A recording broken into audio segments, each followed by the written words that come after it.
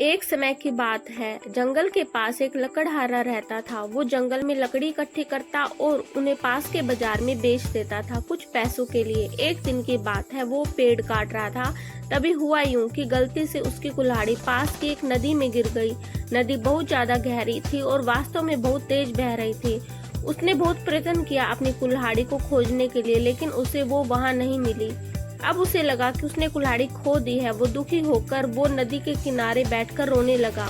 उसकी आवाज सुनकर नदी के भगवान उठे और उस लकड़हारे से पूछा कि क्या हुआ।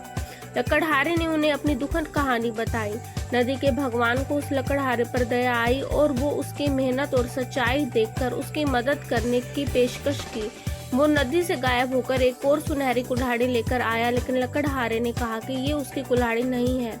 वो फिर गायब हो गया और वो अब एक चांदी की कुल्हाड़ी लेकर आया, लेकिन लकड़हारे ने फिर कहा कि ये कुल्हाड़ी उसकी नहीं है। अब नदी के भगवान पानी में फिर से गायब हो गए और अब की बार वो एक लोहे की कुल्हाड़ी साथ लेकर आए। लकड़ी की कुल्हाड़ी देखकर लकड़हारा मुस्कुराया और कहा कि ये उसकी कुल्हाड़ी है। नदी के भगवान ने लकड़हारे की ईमानदारी से प्रभावित होकर उसे सोने और चांदी दोनों कुल्हाड़ियां उसे भेंट में दे दी।